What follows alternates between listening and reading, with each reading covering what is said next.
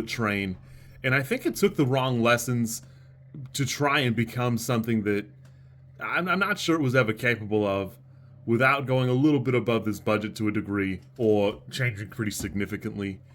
Most notably, the reason I think this movie is never going to be better than a 6 is because it fails to understand that while a lot of Bullet Train is wrapped up in the straight up charisma or gravity that Brad Pitt has as his character and, the wacky hijinks he's kind of getting up to, trying to be a nice dude, Bullet Train relies pretty heavily on having a pretty good sized cast that they all have their own motivations and, stuff going on, where this does not. I like Josh Hartnett pretty well. I can see that most of his movies are pretty like the ones that I like are not the main ones. I don't think that I love 30 Days a Night, but it's probably not like, I don't know if that's his best movie or if I just like, vampire movies.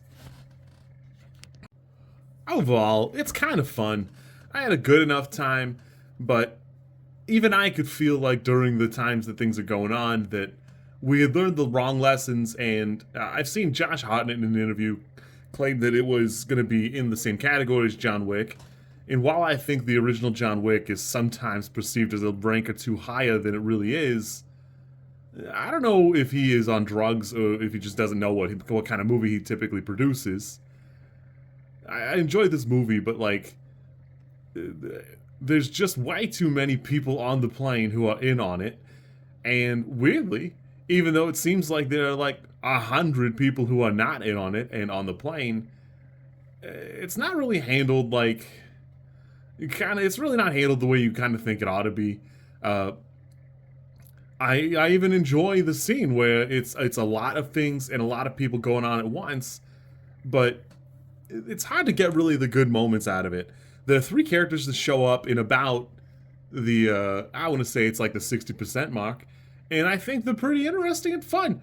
They are admittedly like pretty standard cookie cutout like of their genre type characters, but it seems like they die without much like fanfare. They just die because somebody's got to take a hit somewhere, and Josh Hartnett's already been stabbed at least one time, and the ghosts had been injured, so somebody's got to get it, but it had to be them if they were going to get killed.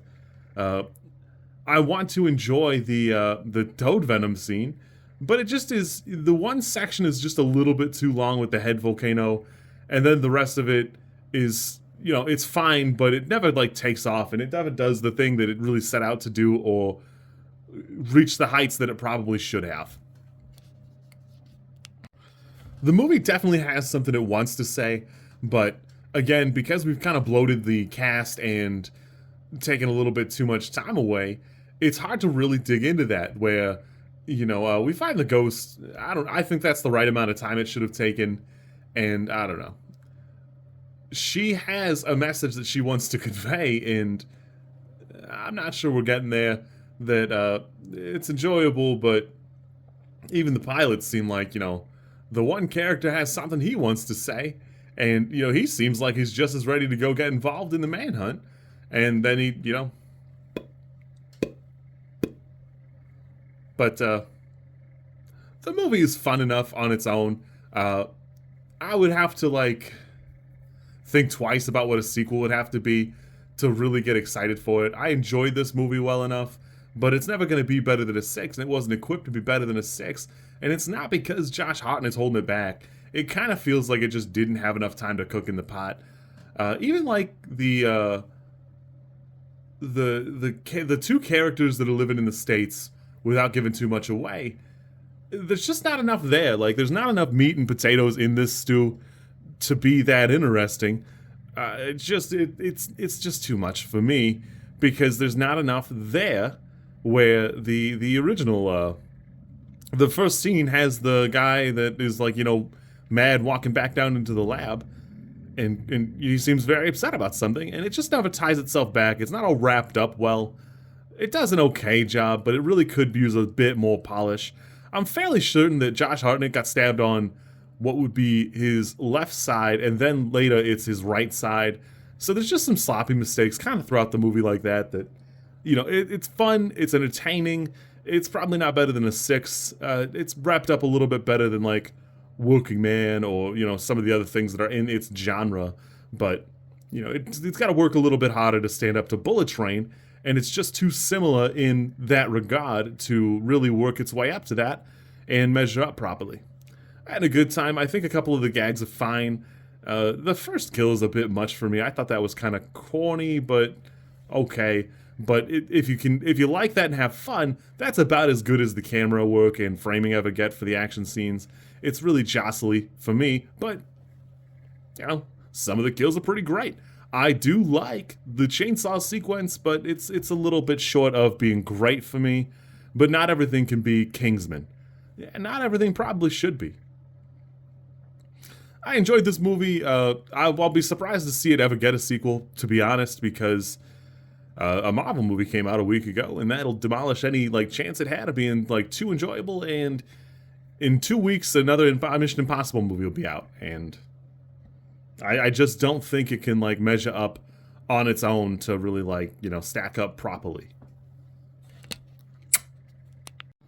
The director, James Madrigan, has been involved in Iron Man 2 to a degree, The Meg, and then Transformers Rise of Beast. And unfortunately, this comes out of the wash a little bit closer to Rise of Beast in production level than it does to the other two. But he's at least seen good production value enough to have done a little bit better. So I hope we see more from him. I do enjoy the premise of this movie, and I had a good time. This could stand to be a little bit more fleshed out, and it just needed a little bit more for me, personally. I don't know who I'm apologizing to. I don't think anybody's going to watch a review about a movie that is this, but I had a good time. I don't think it's too long, personally. Just some, a little bit of the fatty parts could have gone, and then, you could have had a little bit better meat where you had meat in the story.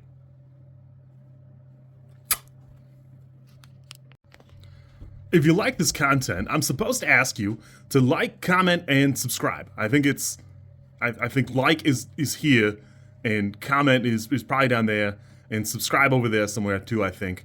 I don't know how many times this snippet is going to make it into a video.